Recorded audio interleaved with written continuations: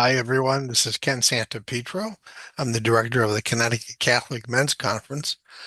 You may have met me at any of the past conferences that I've directed.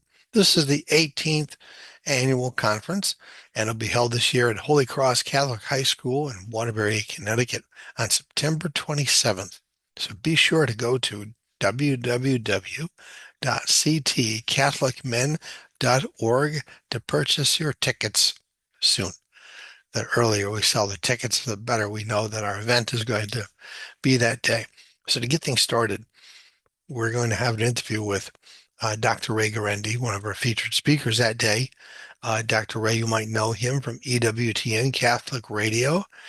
Dr. Ray on the airwaves, he is a family psychologist, a great father, large family, and a super nice guy. And we're very pleased that he's agreed to speak with us for a couple of minutes to discuss this year's theme, Pilgrims of Hope.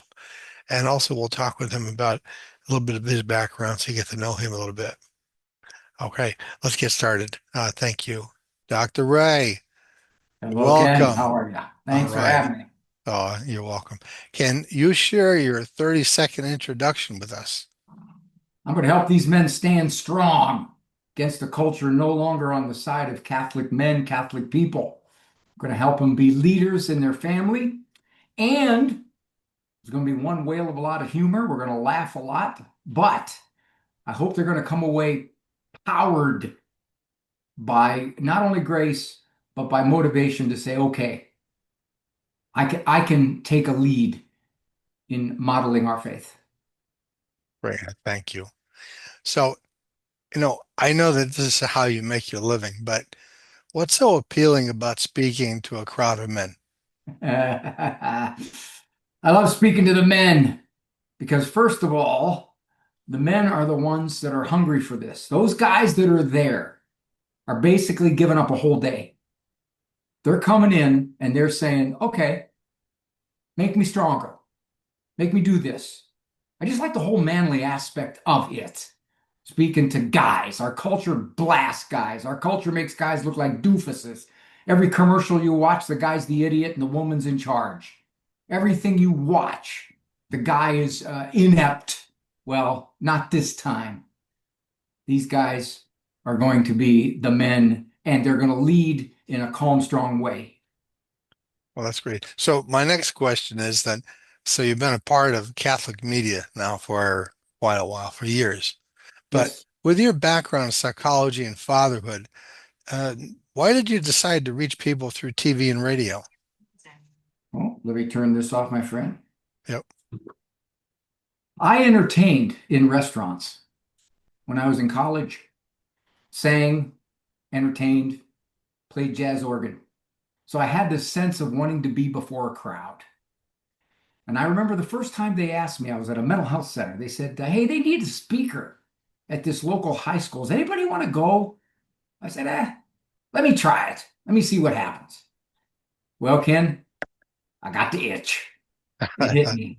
Matter of Well, fact, when they approached me to do Catholic media, Catholic radio, I very enthusiastically said no because I didn't want to be tied to a microphone. I traveled a lot. That was what I did. I had a clinical practice, of course, but this was before I started writing books. And I said, I can't be stuck at a microphone. And my wife, who is much smarter than I am and makes better decisions, she only made one really bad decision about 41 years ago, and she's still paying for it. But my wife said, Ray, give it 6 months. Ah, right.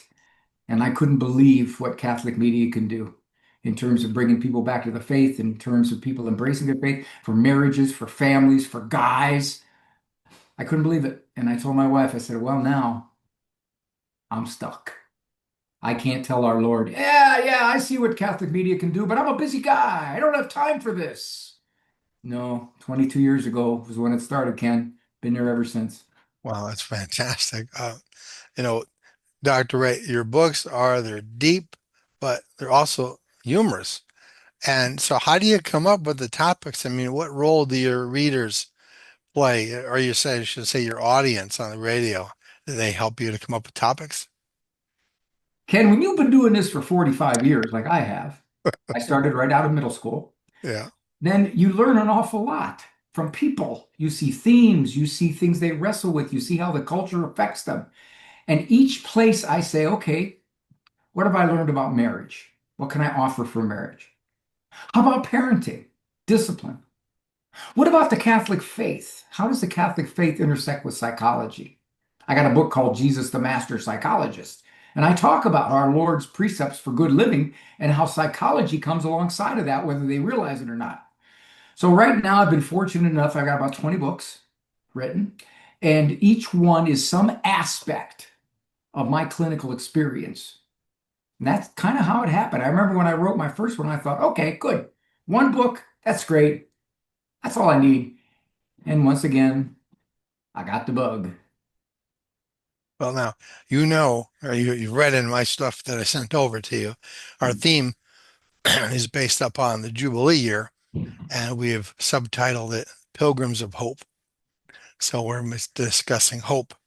And, you know, what type of thing would you tell men right now having to do with hope? I mean, all the topics in your books. Um, I'll even give you a simpler question to answer. So if a father or grandfather wants to pass the faith on, what's one practical thing he can do this week so that he's more hopeful about passing on the faith? The guys that are at our conference, Ken, by and large, are a sliver of our culture. These are guys who, by and large, are more faith-filled than the average guy, far more faith-filled than the average guy. They pray more, they go to church more, they have morals that are counter to the culture. So, as a parent or grandparent, the kids see that these guys have standards above the cultures. It's easy for a kid to go, how can all those people be wrong, Dad, and you be right? So, what I tell guys is this: you stand strong in those standards and you don't parent in fear, you don't grandparent in fear. However, you make damn sure that you are close to the most affectionate kid, that most affectionate adult that kid knows. More hugs, more kisses, more I love yous, even if that's not you. Nobody's putting a gun to your head and saying you can't do this. Fake it if you have to. I have learned in 45 years of this, Ken, and also with my own kids, nothing makes a kid feel more valuable and willing to listen to you than if you show him loads of affection. Excellent. Well, thank you very, very much. We've covered several questions. Is there anything else that the men should know just as they're coming there? Are there going to be books for sale? Are you going to have a table? You'll be there all day? Yes, sir. I'm going to hang around and I'm going to bring probably about 18 or 20 titles so the guys can look over and see which ones most appeals to them. I got one on grandparents. I got one on adoption. I got three on parenting. I got one on the culture, against the culture. I got one on marriage. I got one on living calm. I've got one on when you get in trouble for being too Catholic. So, yeah, I cover a whole range of topics, and typically somebody will look and say, that's the one that speaks to me. Yeah, what they were waiting for. Mhm. Oh, fantastic. Dr. Ray, thank you very much for your time. I can't wait to meet you. Thank you so much, and just call me if any details come up. God bless you. Thank you Thanks, very Ken. much. Bye, Okay, sir. bye-bye. Thank you. Bye.